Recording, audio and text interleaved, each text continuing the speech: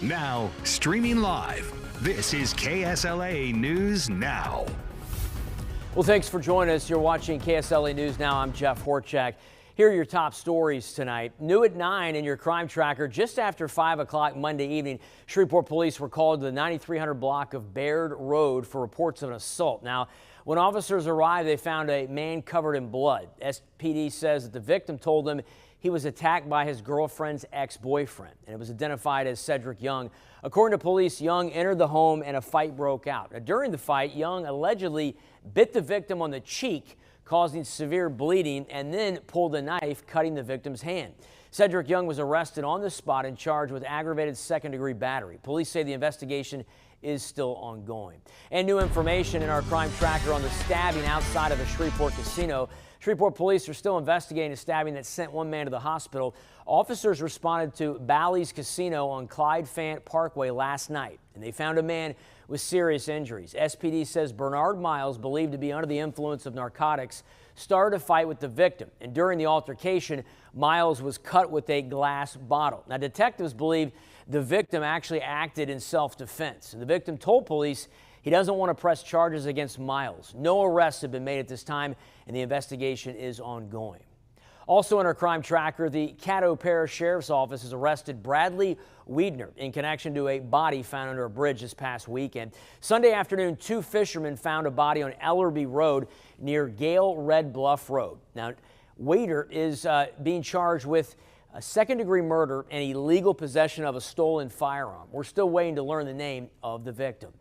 And Louisiana is one of the top 5 states with the most flu cases, according to the CDC right now. Doctors say that a new strain of the flu developed after this year's vaccine was rolled out in North America. Now, one pharmacy owner says this is the time of the year that pharmacies typically start to see a lot more flu patients. Doctors say even this year's flu vaccine may not be an exact match for the new variant. It can still lower the risk of severe illness or hospitalization. And the CDC says avoid any close contact, stay home if you're sick, and make sure you clean your hands frequently to reduce the risk of spreading the virus.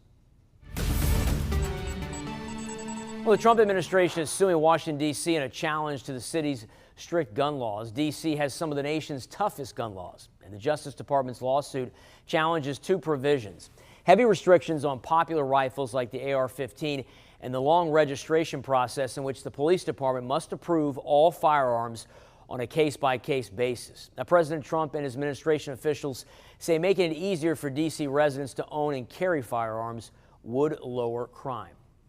Well, the initial reading of third quarter GDP report showed the U.S. economy accelerated at an inflation adjusted annualized rate of 4.3%. That's a far faster pace than the 3.8% recorded in the second quarter, and the fastest growth in about 2 years. Now, consumer spending and exports were the main contributors to the strong GDP reading, which was delayed due to the government shutdown. The report likely means the Federal Reserve has less need to cut rates to support the economy when it reconvenes next month.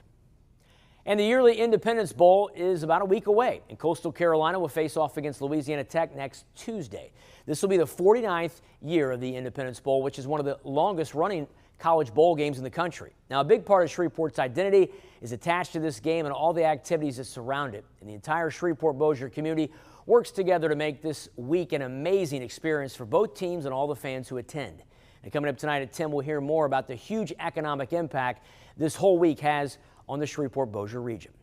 And the federal government says it will investigate Brown University's security systems following the campus shooting of education. The Department of Education says that it'll be reviewing Brown's security cameras and surveillance systems to see if they met federal standards. Now, the department believes that public reporting indicates that Brown may not have met appropriate standards, and the department could fine or even bar schools from receiving federal aid funding if they're in violation of the Federal Clery Act. Now, it requires reporting on campus crimes and security.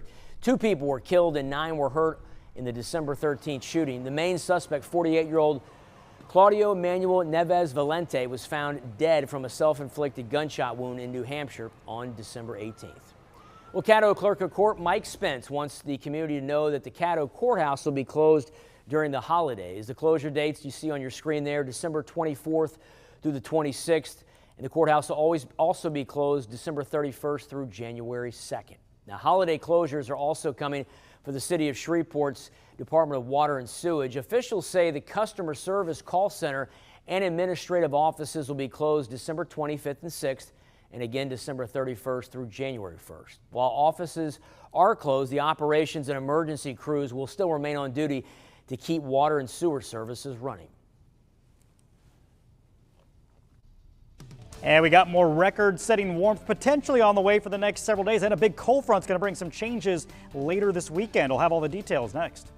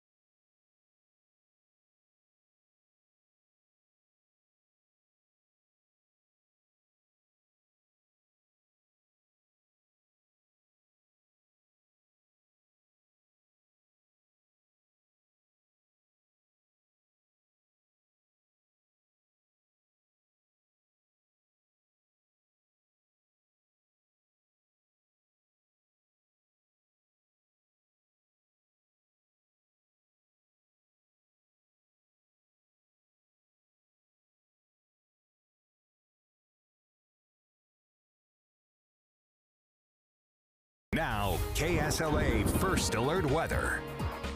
Well, we broke a new record today in Shreveport, 83 degrees, the old record 81, and it looks like near record heat is going to continue all the way to the weekend. High temperatures 20 to 25 degrees above average for late December here, and then a strong cold front is going to bring some big changes to our forecast later on in the weekend. This front is the one that we're talking about here, and this is going to change up our weather pattern quite a bit. It looks like the cold front doesn't really get here until Sunday evening, which still means that it's going to be a very warm weekend. Once the front comes through, we'll see a brief round of showers along with that front.